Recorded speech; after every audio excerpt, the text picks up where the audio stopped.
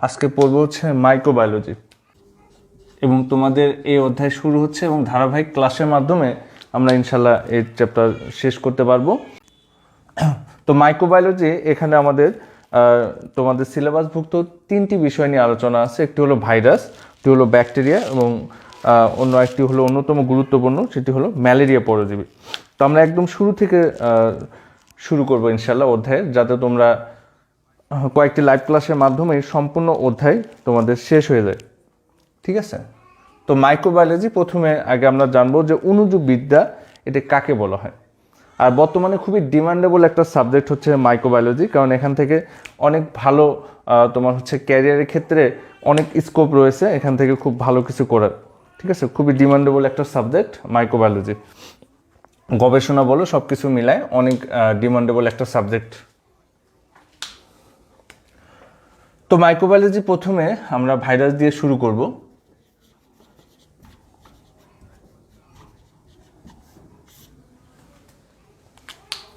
তো দেখো ভাইরাস, তো পৃথিবীতে ভাইরাস তোমার আবিষ্কারের অনেক পূর্ব থেকেই কিন্তু তোমার ভাইরাস ঘটিত রোগগুলো ছিল, কিন্তু তোমার ভাইরাস সম্পর্কে আমরা তেমন কিছু জানতে মানে সেই সময়কালেও পারি নাই, এখনও যে আমরা পরিপূর্ণভাবে জানা তাও কিন্তু জানা হয় নাই। হ্যাঁ, দেখো যে ভাইরাস তখন সেই সময়কালে মানুষ মনে করতো যে ভাইরাস হচ্ছে এক ধরনের বিষাক্ত কোনো কিছুর প্রভাবে এই রোগগুলো হচ্ছে। হ্যাঁ, এই জন্য পরবর্তীকালে সেই ভাইরাসের নামকরণ করা হয় ল্যাটিন শব্দের বিষ। এই তথ্যটা তোমাদের পরীক্ষায় আসে যে ভাইরাস শব্দের অর্থ কি। ভাইরাস শব্দের অর্থ হলো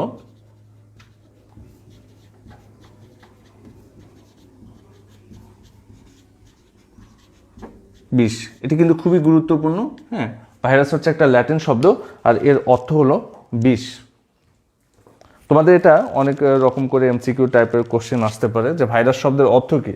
অনেকেই কিন্তু রোগ জীবাণু, দেন হচ্ছে সংক্রমক, হ্যাঁ এরকম কিন্তু চিন্তা করবে, কিন্তু আসলে ভাইরাস শব্দের অর্থ হলো বিষ। কেননা সে সময় মনে করা হতো যে বিষাক্ত কিছুর জন্যই আসলে এই রোগগুলো হয়ে যায়। হ্যাঁ, দেখো এখন আমরা ভাইরাস সম্পর্কে কয়েকটি তথ্য জানবো এবং ভাইরাসের সংজ্ঞা জানবো। তারপরে আমি তোমাদের পড়াবো ভাইরাসের ইতিহাস, কিভাবে ভাইরাসটা আবিষ্কৃত হলো। ঠিক আছে, দেখো তাহলে ভাইরাস হলো এক ধরনের অতি আণুবীক্ষণিক অকোষীয়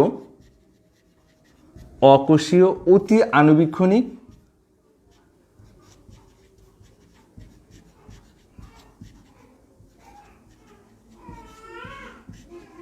আণুবীক্ষণিক ঠিক আছে,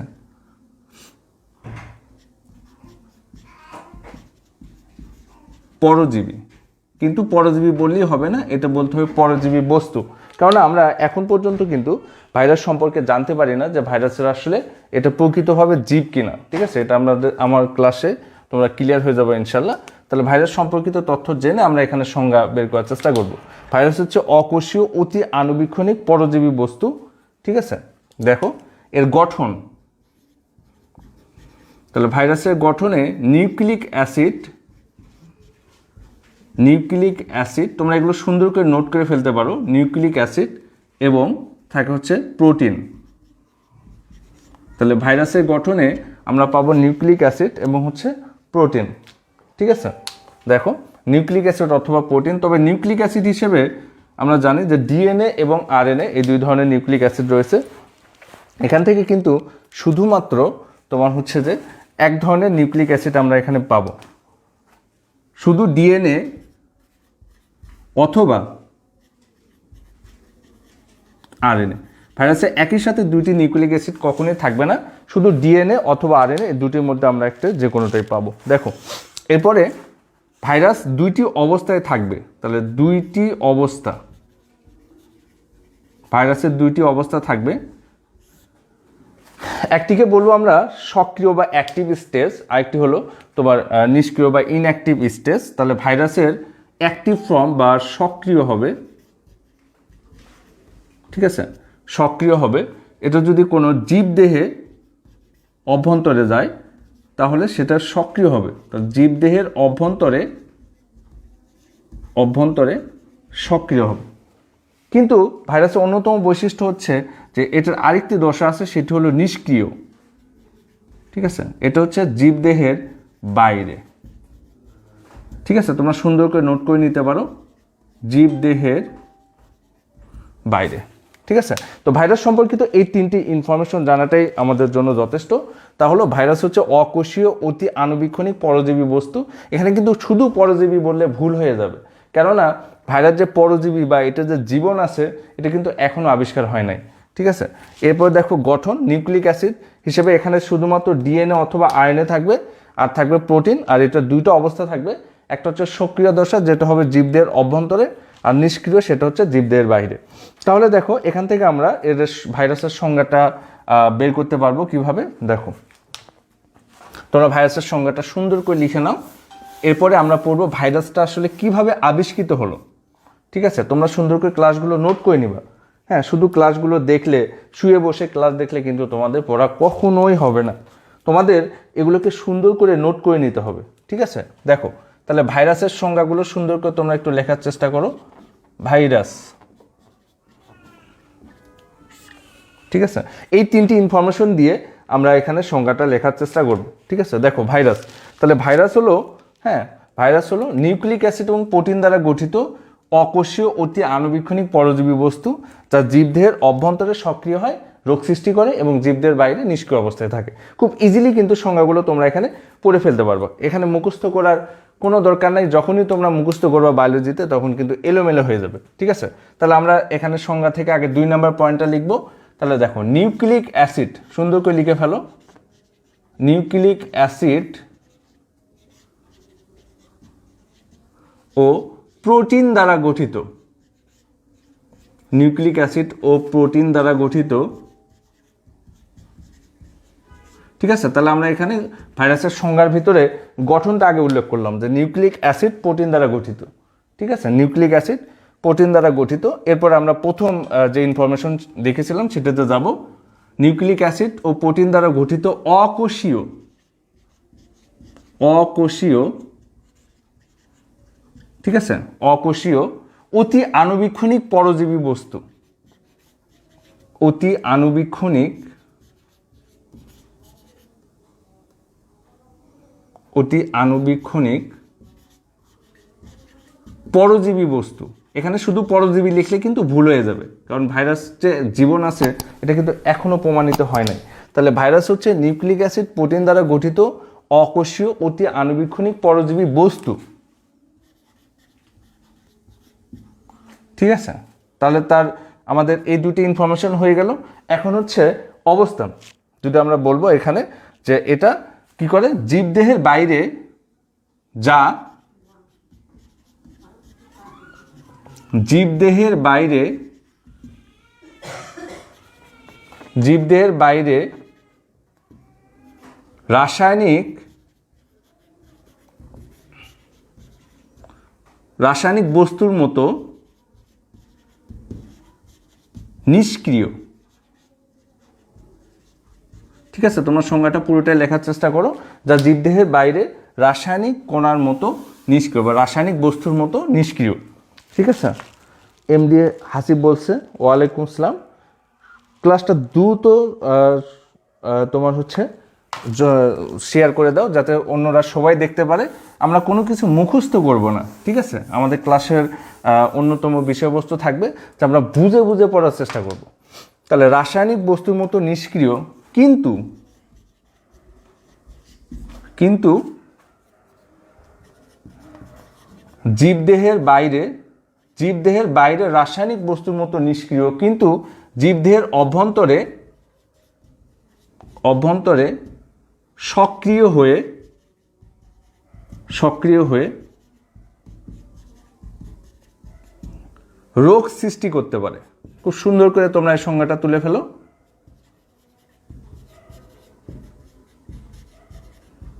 তাকে ভাইরাস বলে।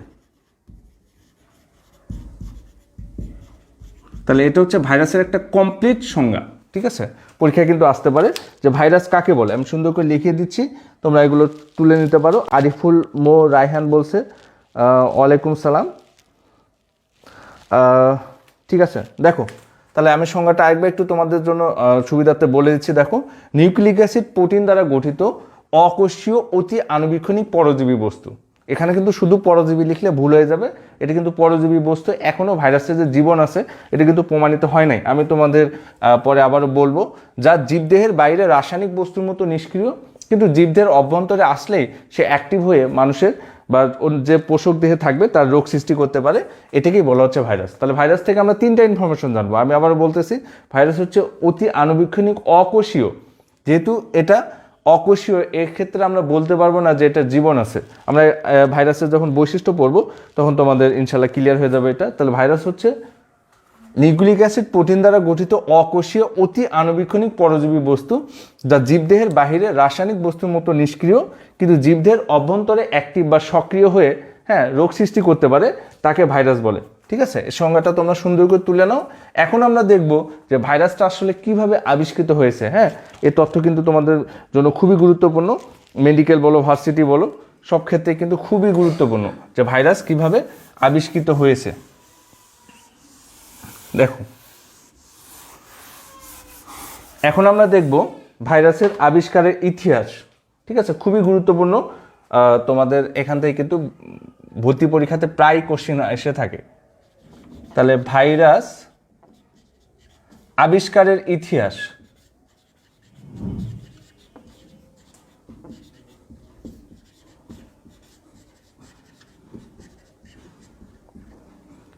তোমরা এই সম্পূর্ণ ইতিহাসটা আসলে মুখস্থ করে ফেলো, এর জন্য আসলে অনেক সময় তোমরা এখান থেকে কিন্তু অ্যান্সার করতে পারো না। ঠিক আছে, ভাইরাস আবিষ্কারের ইতিহাস এখানে সুন্দর করে লিখবা। মেডিকেল অ্যাডমিশন টেস্ট খুবই গুরুত্বপূর্ণ। মেডিকেলে এখান থেকে প্রায় কোশ্চেন আসে যে কিভাবে ভাইরাস আমাদের আবিষ্কৃত হলো, কে এই ভাইরাসগুলো আবিষ্কার করলো, এগুলো কিন্তু খুবই গুরুত্বপূর্ণ। ঠিক আছে, দেখো ভাইরাস আবিষ্কারের ইতিহাস, যদিও এখানে আসলে সালগুলো খুব বেশি একটা গুরুত্বপূর্ণ নয়, তারপরেও আমরা এখানে আমাদের সুবিধার্থে বা আমরা সিকোয়েন্সটাকে বোঝার জন্য আমরা এখানে সাল পড়বো। আর তোমাদের ফার্স্ট ক্লাস যেখানে শেষ হবে সেখান থেকে ইনশাল্লাহ সেকেন্ড ক্লাস শুরু হবে। এভাবে আমরা সম্পূর্ণ অধ্যায় তোমাদের শেষ করে দিব। ঠিক আছে, দেখো তাহলে হচ্ছে ভাইরাস আবিষ্কারের ইতিহাস। তো ভাইরাস আবিষ্কারের পূর্বেও কিন্তু আমাদের এই পৃথিবীতে ভাইরাস ঘটিত অনেক রোগ ছিল, কিন্তু আসলে মানুষ সেগুলোকে সেরকম পাত্তা দিত না আসলে, সহজ বাংলা ভাষায় বলতে গেলে। তো সর্বপ্রথম 1796 সালে একজন বিজ্ঞানী আমাদের সামনে একটা ভাইরাস ঘটিত রোগের কথা বলেন। ঠিক আছে, আমি দেখো তোমাদের দেখিয়ে দিচ্ছি। 1796 সালে, তোমরা এগুলো পয়েন্ট আউট করে নিতে পারো এবং সুন্দর করে নোট করে গ্রুপে পাবলিশ করে দিতে পারো। 1796 সালে, আমি বলতেছি সালগুলো খুব বেশি একটা গুরুত্বপূর্ণ নয়, তবে ইতিহাসটা ভালো মতো বোঝার জন্য, কনসেপ্টটা ক্লিয়ার রাখার জন্য অবশ্যই তোমাদের সালগুলো পড়া দরকার। তো দেখো 1796 সালে 1796 সালে এডওয়ার্ড জেনার নামে একজন বিজ্ঞানী সর্বপ্রথম ভাইরাস ঘটিত একটা রোগ, সেটা হচ্ছে বসন্ত, এই রোগের কথা উল্লেখ করেন। ঠিক আছে, দেখো আমি সুন্দর করে তোমাদের দেখিয়ে দিচ্ছি। তাহলে 1796 সালে এডওয়ার্ড জেনার, 1796 সালে এডওয়ার্ড জেনার, ঠিক আছে, এই বিজ্ঞানী সর্বপ্রথম ভাইরাস ঘটিত বসন্ত রোগের কথা উল্লেখ করে।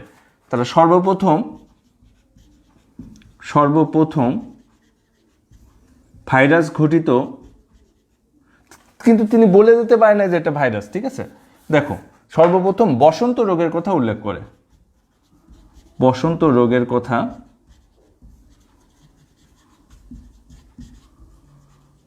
উল্লেখ করেন। ঠিক আছে, তিনি বলেন যে এরকম একটা রোগ আমার কাছে মনে হচ্ছে যে এটা সম্ভবত ব্যাকটেরিয়া ঘটিত না। ভাইরাস আবিষ্কারের অনেক আগে কিন্তু ব্যাকটেরিয়া আবিষ্কার হয়েছে। ঠিক আছে, তখন মানুষ যে কোনো রোগের জন্যই আসলে সচরাচর ব্যাকটেরিয়াকে দায়ী করতো। তিনি সর্বপ্রথম বললেন যে এখানে সর্বপ্রথম বসন্ত রোগের কথা উল্লেখ করে বললেন যে আমার কাছে মনে হয় যে না, যে এটা আসলে ব্যাকটেরিয়া দ্বারা হতে পারে অন্য কিছু দ্বারা। ঠিক আছে, কিন্তু তার কথা সেরকম কেউ আসলে গুরুত্ব দেয় নাই। পরবর্তীকালে আরেকজন বিজ্ঞানীর নাম পাওয়া যায়, সেটা হচ্ছে 1886 সালে। আমি আবারও বলতেছি সালগুলো গুরুত্বপূর্ণ নয়, শুধুমাত্র সিকোয়েন্সটা ভালোভাবে বোঝার জন্য আমাদের জানা দরকার। দেখো 1886 সালে অ্যাডলফ মায়ার, ঠিক আছে, 1886 সালে, আমি এখানে বিজ্ঞানীর নামটা একটু অন্য কালার দিয়ে দেখানোর চেষ্টা করি। ঠিক আছে, দেখো তাহলে এডওয়ার্ড জেনার, ইনি সর্বপ্রথম বসন্ত রোগের কথা উল্লেখ করেন। এরপরে দেখো 1886 সালে অ্যাডলফ মায়ার, ঠিক আছে, অ্যাডলফ মায়ার ইনিও এরকম আরেকটা রোগের কথা উল্লেখ করেন, হ্যাঁ, সেটা হচ্ছে তামাকের টোবাকো মোজাইক রোগ, ঠিক আছে। তাহলে তিনি তামাকের টোবাকো মোজাইক রোগ, টোবাকো মোজাইক রোগ, ঠিক আছে, তামাকের টোবাকো মোজাইক রোগের কথা উল্লেখ করেন। তাহলে দেখো এখানে ভাইরাস আবিষ্কারের আগেই কিন্তু আমরা দুইজন বিজ্ঞানীকে পেয়ে যাই। একজন হচ্ছে এডওয়ার্ড জেনার, ইনি 1796 সালে সর্বপ্রথম বসন্ত রোগের কথা উল্লেখ করেন।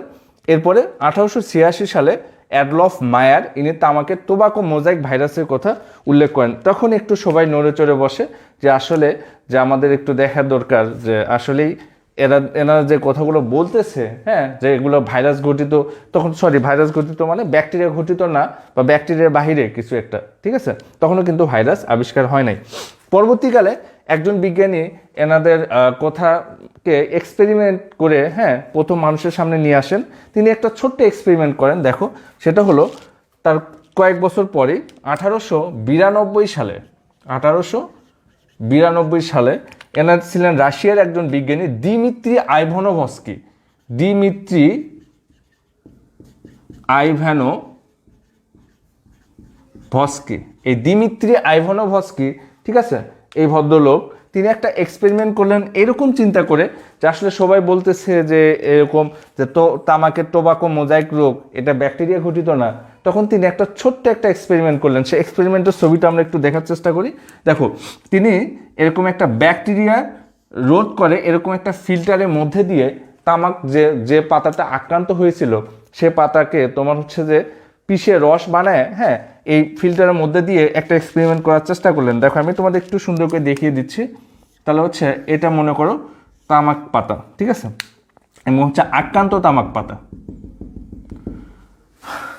তো এই আক্রান্ত তামাক পাতার রস তিনি করলেন এই ব্যাকটেরিয়া রোধক ফিল্টারের মধ্যে দিয়ে পাস করে দিলেন।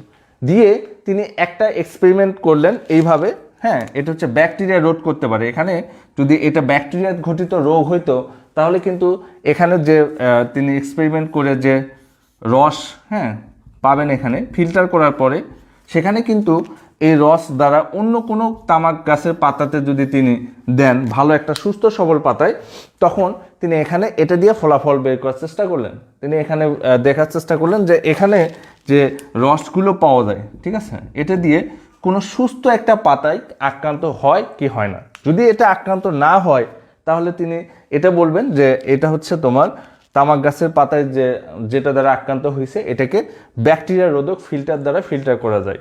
তার মানে এটা অবশ্যই ব্যাকটেরিয়ার বাহিরে কিছু না।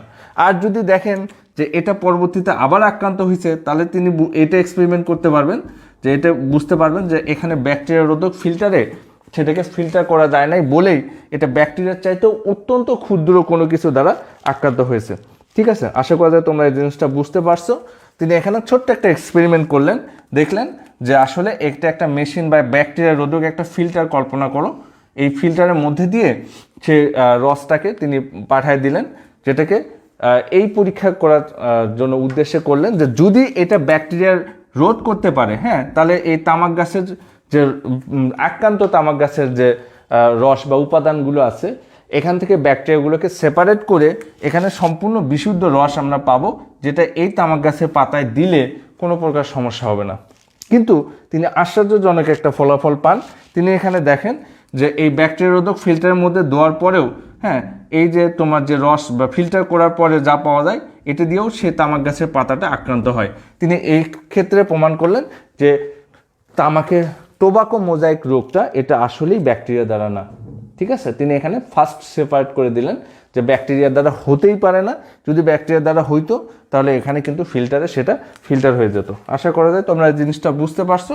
তিনি এখানে বললেন যে এই তামাক গাছে যে তোমার হচ্ছে যে মোজাইক রোগ, হ্যাঁ, এটার জন্য দায়ী যেটা সেটা অবশ্যই ব্যাকটেরিয়া না, এটাকে ব্যাকটেরিয়া রোধক ফিল্টার দ্বারা ফিল্টার করা যায় না। তাহলে তিনি বললেন ব্যাকটেরিয়া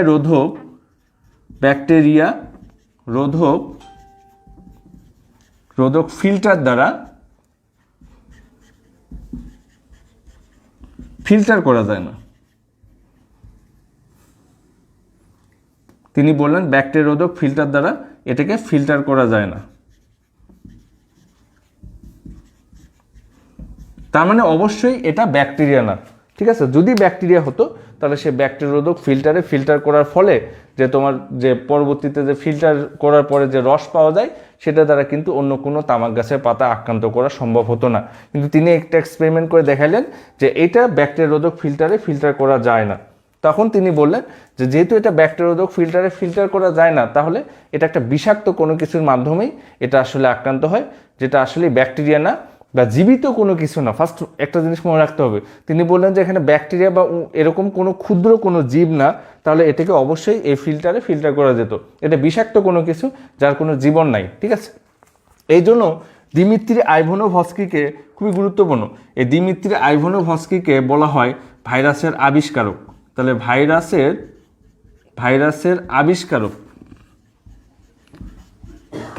আবিষ্কারক তোমাদের সরাসরি এমসিকিউ আসবে যে ভাইরাসের আবিষ্কারককে, তাহলে দিমিত্রি আইভানোভস্কি ইনি হলেন ভাইরাসের আবিষ্কারক। তিনি কিন্তু ভাইরাসকে সম্পূর্ণ আবিষ্কার করে যেতে পারে নাই, তিনি জাস্ট সেপারেট করে দিয়ে গেছেন ব্যাকটেরিয়া না, ব্যাকটেরিয়ার বাইরে কিছু একটা আছে। তখন এখান থেকে কিন্তু তোমার অন্যান্য বিজ্ঞানীরা তখন নড়ে চড়ে বসে এবং সেই তামাক গাছের যে মোজাইক পাতায় যে কিসের দ্বারা আক্রান্ত হয়েছে তখন তারা বের করার জন্য আরও বেশি উৎসাহিত হয়।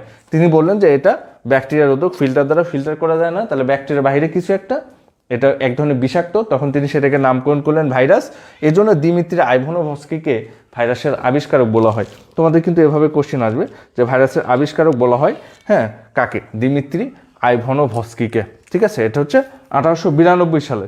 ভাইরাস কাকে বলে? ভাইরাস হচ্ছে নিউক্লিক অ্যাসিড প্রোটিন দ্বারা গঠিত অতি আণুবীক্ষণিক পরজীবী বস্তু, যা কি করে জীবকোষের অভ্যন্তরে অ্যাক্টিভ থাকে, রোগ সৃষ্টি করে, কিন্তু জীবদের বাইরে রাসায়নিক কণার মতো নিষ্ক্রিয় অবস্থায় বিরাজ করে। এরপর আমরা পড়তেছিলাম ভাইরাসের আবিষ্কারের ইতিহাস। ভাইরাস সম্পর্কে সর্বপ্রথম দুইজন বিজ্ঞানী দুইটা রোগের কথা উল্লেখ করেন। একটা হচ্ছে 1796 সালে এডওয়ার্ড জেনার, ইনি সর্বপ্রথম বসন্ত রোগের কথা উল্লেখ করেন, কিন্তু মানুষ সে সময় আসলে এটাকে তেমন আমলে নেয় নাই। এরপর হচ্ছে 1886 সালে অ্যাডলফ মায়ার, ইনি তামাকের মোজাইক রোগের কথা উল্লেখ করেন, ঠিক আছে। এরপরে তোমার হচ্ছে বিভিন্ন বিজ্ঞানীরা এই তামাকের টোবাকো মোজাইক রোগ নিয়ে রিসার্চ করে এবং সর্বপ্রথম দিমিত্রি আইভানোভস্কি তিনি ব্যাকটেরিয়া রোধক ফিল্টারের মধ্যে দিয়ে এই তামাকের আক্রান্ত তামাক পাতার রস ফিল্টার করার পরেও দেখতে পারলেন যে এই রস দ্বারা অন্য একটা ভালো একটা পাতাও তোমার আক্রান্ত হয়। তখন তিনি প্রথম বললেন যে এটা ব্যাকটেরিয়া ঘটিত না, বা এটা এমন কিছু যেটার কোনো জীবন নাই, ব্যাকটেরিয়া রোধক ফিল্টারে ফিল্টার করা যায় না, এটা কোনো একটা বিষাক্ত কোনো কিছুর কারণে তখন এর নামকরণ করলেন ভাইরাস। এই জন্য দিমিত্রি আইভানোভস্কিকে ভাইরাসের আবিষ্কারক বলা হয়। তাহলে 1892 সালে এই কথাটা বললেন। এরপরে 1898 সালে ঠিক আছে, 1898 সালে মার্টিনাস বেইজারিং, এমনি আনোয়ার হোসেন বলছে ওয়ালাইকুম সালাম। সবাই একটু বলো ক্লাস তোমরা বুঝতে পারতেছো কিনা, ঠিক আছে। 1898 সালে মার্টিনাস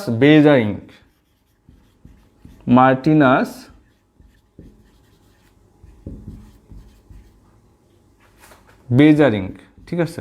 এই মার্টিনাস বেইজারিং ইনি বললেন যে যেটা তোমার হচ্ছে যে তামাকের টোবাকো মোজাইক রোগ আক্রান্ত হয়, এই ভাইরাস তো এটা হচ্ছে যে রোগ যার মাধ্যমে এটা আক্রান্ত হয় সেটা হলো টিএমভি বা টোবাকো মোজাইক ভাইরাস। তখন থেকে মূলত আসলে আরও সুবিধা হয়। তাহলে তিনি সর্বপ্রথম এটাকে টোবাকো মোজাইক ভাইরাস এই নামে উল্লেখ করেন, ঠিক আছে, এই নামে উল্লেখ করেন টোবাকো মোজাইক ভাইরাস বা টিএমভি, ঠিক আছে। প্রত্যেকের অবদান আছে এখানে, কিন্তু প্রত্যেকের অবদান আছে। নুসরাত জাহান মিহা ওয়ালাইকুম আসসালাম, ঠিক আছে। সবাই একটু কমেন্ট করে জানাও তোমরা ক্লাসগুলো বুঝতে পারতেছো কিনা। আমরা আজকে পড়তেছি ভাইরাস আবিষ্কারের ইতিহাস। এরপরে আমরা পড়বো ভাইরাসের বৈশিষ্ট্য। ভাইরাসকে আসলে জীব বা জ্বর কোনটা বলা হয়। তাহলে মার্টিনাস বেইজারিং ইনি এটাকে বললেন টিএমভি বা টোবাকো মোজাইক ভাইরাস, এটা উল্লেখ করলেন, ঠিক আছে। পরবর্তীতে আর তেমন সমস্যা হয় নাই। তার পরবর্তীকালে দেখো 1901 সালে আরেকজন বিজ্ঞানী আসেন, তার নাম হচ্ছে ওয়াল্টার রিড। ওয়াল্টার রিড এই বিজ্ঞানী মানুষের ইয়েলো ফিভার বা পিত জ্বরের কথা উল্লেখ করেন।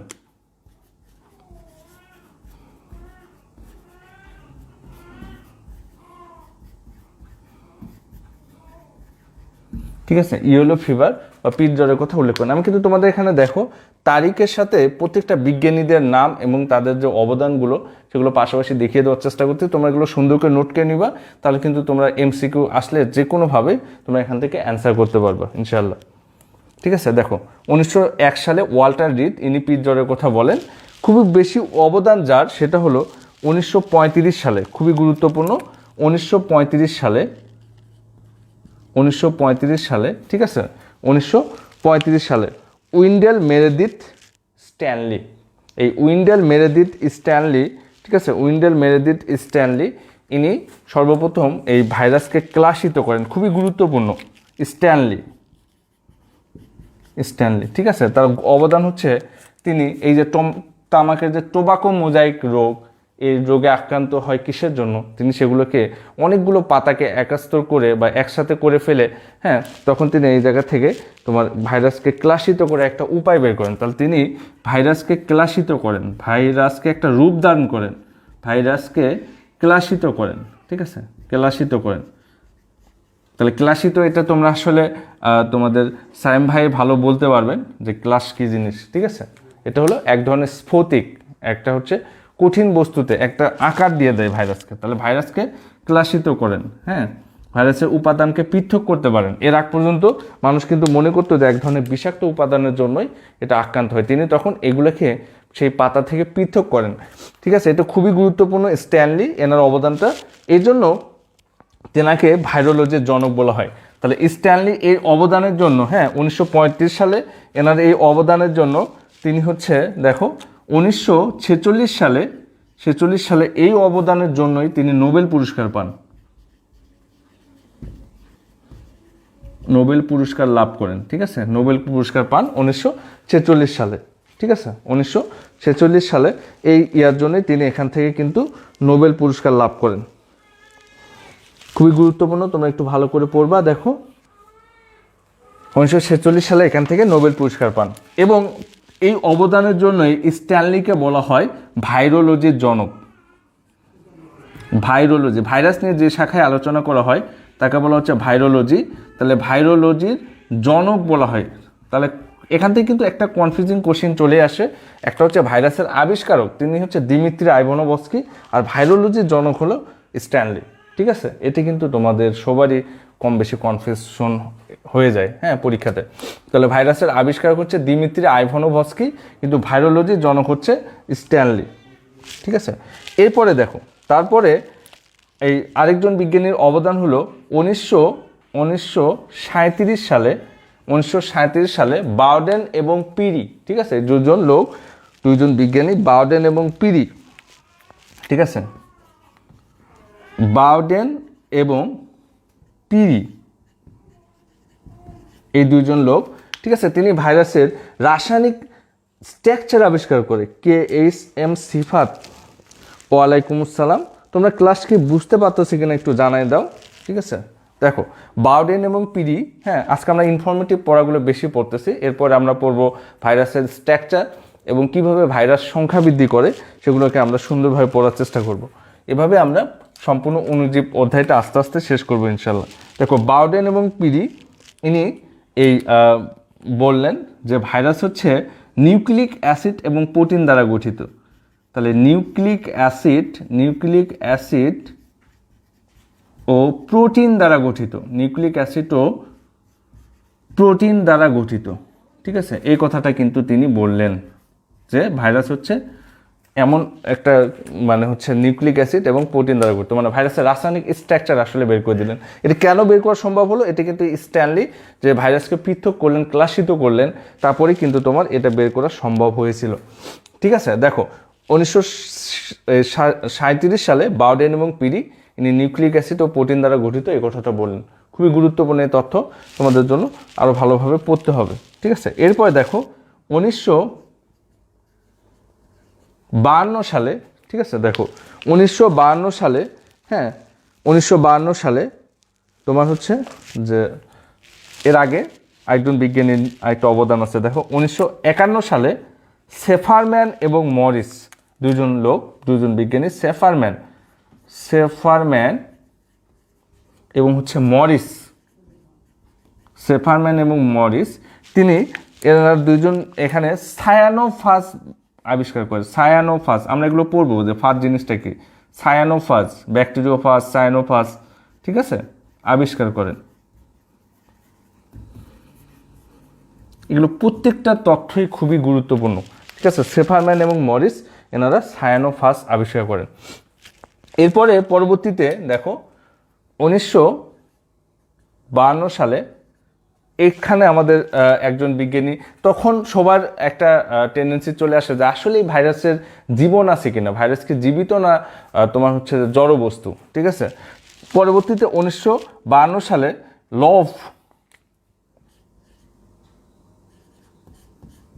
ঠিক আছে, দেখো 1952 সালে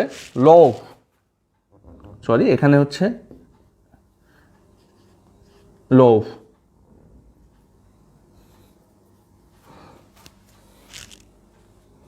তাহলে সেফারম্যান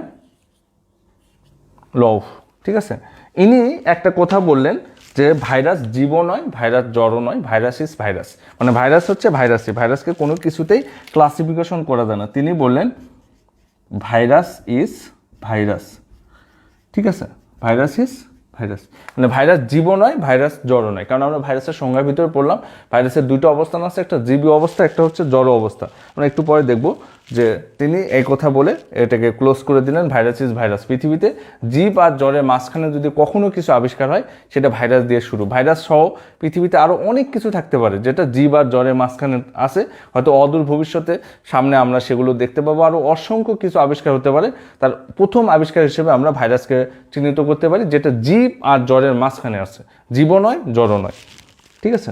দেখো তাহলে 1952 সালে লফ বলেন ভাইরাস ইজ ভাইরাস। তাহলে আমরা ভাইরাস আবিষ্কারের প্রায় অনেকগুলোই করে ফেললাম, এখন আমরা আর দু একটা ইনফরমেশন জানবো, ঠিক আছে। পরবর্তীকালে তোমার এটা কিন্তু খুব বেশি দিন না, 1952 সালে কিন্তু আমাদের ভাষা আন্দোলন হয়, খুব রিসেন্ট কিন্তু এই ঘটনাগুলো। তারপর দেখো 1984 সালে বিজ্ঞানী গ্যালে ইনি হচ্ছে তোমার হচ্ছে যে HIV ভাইরাস আবিষ্কার করে, HIV ভাইরাস আবিষ্কার করে, ঠিক আছে, HIV ভাইরাস আবিষ্কার করেন। তিনি হচ্ছে HIV ভাইরাস আবিষ্কার করেন। এই প্রত্যেকটা কথা খুবই গুরুত্বপূর্ণ, তোমরা সুন্দর করে নোট করে নিবা যাতে তোমরা এক নজর দেখলেই তোমরা সবগুলো বুঝতে পারো, ঠিক আছে। 1984 সালে গেল HIV ভাইরাস আবিষ্কার করে। এরপরে দেখো তারপরে 1989 সালে তোমার হচ্ছে হার্ভে জে অল্টার। তাহলে 1989 সালে হার্ভে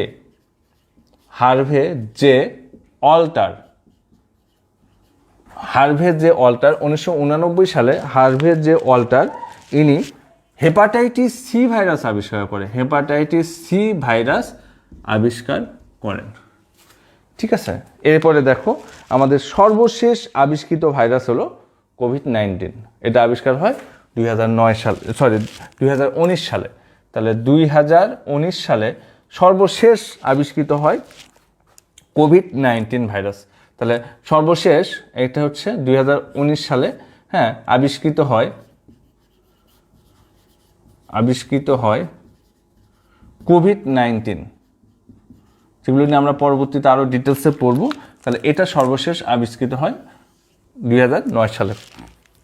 যে ভাইরাসের ইতিহাসটা শুরু হয়েছিল এখান থেকে, হ্যাঁ, সেটা শেষ হয় কোভিড-19 মাধ্যমে। দেখো আমি ভাইরাসের ইতিহাসটা একবার একটু বলতেছি, এটা কিন্তু খুবই গুরুত্বপূর্ণ তোমাদের জন্য, হ্যাঁ, প্রত্যেকটা পয়েন্ট কোন বিজ্ঞানীদের অবদান কতটুকু আমি একবার একটু তোমাদের জন্য বুঝিয়ে বলতেছি। দেখো 1796 সালে, হ্যাঁ, তাহলে ভাইরাসের ইতিহাসটা আমরা একটু জানার চেষ্টা করবো এখন। ভাইরাসের ইতিহাস কিন্তু ভাইরাস 1-2 দিন বা 1-2 বছরে ভাইরাস আবিষ্কৃত হয় নাই। অনেক এই ভাইরাস আবিষ্কারের পেছনে রয়েছে অনেক বিজ্ঞানীদের অনেক বছরের সাধনা এবং অনেক প্রকার হচ্ছে প্রচেষ্টা, হ্যাঁ, অনেক দিনের গবেষণার ফল হচ্ছে আমাদের এই ভাইরাস। তাহলে সেই প্রথম থেকে আমরা একটু জানার চেষ্টা করব। দেখো 1796 সালে ভাইরাসের ইতিহাস শুরু হয়েছে এখান থেকে। 1796 সালে এডওয়ার্ড জেনার নামে একজন বিজ্ঞানী সর্বপ্রথম বসন্ত রোগের কথা উল্লেখ করেন। হ্যাঁ, এরপরে 1886 সালে অ্যাডলফ মায়ার তামাকের টোবাকো মোজাইক ভাইরাস রোগের কথা টোবাকো মোজাইক 1886 সালে অ্যাডলফ মায়ার তামাকের টোবাকো মোজাইক রোগের কথা উল্লেখ করে। যখন এই দুইজন বিজ্ঞানী দুইটা রোগের কথা উল্লেখ করে, হ্যাঁ, তখন থেকেই তোমার হচ্ছে বিজ্ঞানী মহলে একটা বিষয় চলে আসে যে আসলেই যে ব্যাকটেরিয়ার বাহিরে কিছু একটা হয়তো বা আসছে পৃথিবীতে। হ্যাঁ, তো এটাই সর্বপ্রথম পরীক্ষার মাধ্যমে, এক্সপেরিমেন্টের মাধ্যমে আমাদের সামনে নিয়ে আসেন। তিনি হচ্ছে দিমিত্রি আইভানোভস্কি।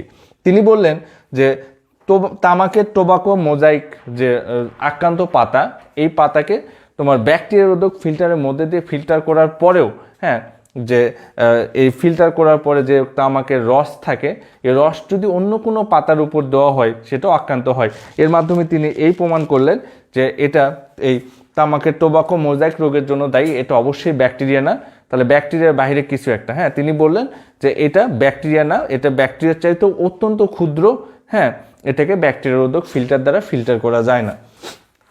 পরবর্তীতে দেখো 1898 সালে মার্টিনাস বেজারিং এটাকে টিএমবি বলে উল্লেখ করেন, যে টোবাকো মোজাইক ভাইরাস। ঠিক আছে, ভাইরাস শব্দ অর্থ বিষ। তখনও কিন্তু ভাইরাস আবিষ্কার হয় নাই, কিন্তু তারপরেও এনার এই অবদানের জন্য তিনি ব্যাকটেরিয়া থেকে যেহেতু সেপারেট করার একটা এক্সপেরিমেন্ট করার মাধ্যমে সম্পূর্ণ বৈজ্ঞানিক পদ্ধতিতে প্রমাণ করে দিয়েছেন, এই জন্য দিমিত্রি আইভানোভস্কিকে ভাইরাসের আবিষ্কারক বলা হয়। ঠিক আছে, এরপরে 1898 সালে মার্টিনাস বেজারিং টিএমবি কথা উল্লেখ করেন। এরপরে 1901 সালে ওয়াল্টার রিড ইনি পিট জ্বর বা ইয়েলো ফিভার রোগের কথা উল্লেখ করেন। খুবই গুরুত্বপূর্ণ অবদান যার, তেনার নাম হলো স্ট্যানলি। ঠিক আছে, স্ট্যানলি। তাহলে 1935 সালে স্ট্যানলি ইনি ভাইরাসকে ক্লাসিত করার উপায় বের করেন। হ্যাঁ, ভাইরাসকে একটা আকার দেন, হ্যাঁ, যেটা হচ্ছে তোমার এর জন্য তিনি 1946 সালে এর জন্য তিনি 1946 সালে নোবেল পুরস্কার লাভ করেন। এনার এই অবদানের জন্যই তাকে বলা হয় ভাইরোলজির জনক। এখানে কিন্তু তোমাদের দুইটা কোশ্চেন আসতে পারে, একটা হচ্ছে ভাইরাসের আবিষ্কারককে, ভাইরাসের আবিষ্কারক হচ্ছে দিমিত্রি আইভানোভস্কি, আর ভাইরোলজির জনক হচ্ছে স্ট্যানলি। ঠিক আছে, পরবর্তীকালে তারই ধারাবাহিকতায় 2 বছর পরেই বার্ডেন এবং পিরি বললেন যে ভাইরাস হচ্ছে নিউক্লিক অ্যাসিড এবং প্রোটিন দ্বারা গঠিত। ঠিক আছে, তিনি রাসায়নিক স্ট্রাকচারটা বের করতে পারলেন। পরে 1951 সালে সেফারম্যান মরিস তিনি সায়ানোফাস আবিষ্কার করে। হ্যাঁ, এরপরে 1952 সালে লভ বললেন যে ভাইরাস ইজ ভাইরাস। ঠিক আছে, দেখো এরপর 1984 সালে গেল ইনি হেপাটাইটিস এইচআইভি ভাইরাস আবিষ্কার করেন। ঠিক আছে, পরবর্তীতে 1989 সালে হার্ভে জে ওয়াল্টার ইনি হেপাটাইটিস সি ভাইরাস আবিষ্কার করে, এবং আমাদের সর্বশেষ আবিষ্কৃত ভাইরাস হচ্ছে 2019 সালে আবিষ্কৃত ভাইরাস, সেটা হলো কোভিড-19। ঠিক আছে, এই হলো তোমার সেই শুরু হয়েছিল তোমার কি বলা হয় এডওয়ার্ড জেনারের 1996 সালের ধারণা থেকে ভাইরাসের কথা, এবং সেটা সর্বশেষ আমরা সেই ভাইরাসটা দেখতে পাই, সেটা হলো কোভিড-19। ঠিক আছে, আশা করা যায় তোমরা এই জিনিসটা বুঝতে পেরেছো। আমরা আগামী দিন তোমার হচ্ছে যে এরপর থেকে পড়ার চেষ্টা করবো ইনশাল্লাহ। হ্যাঁ।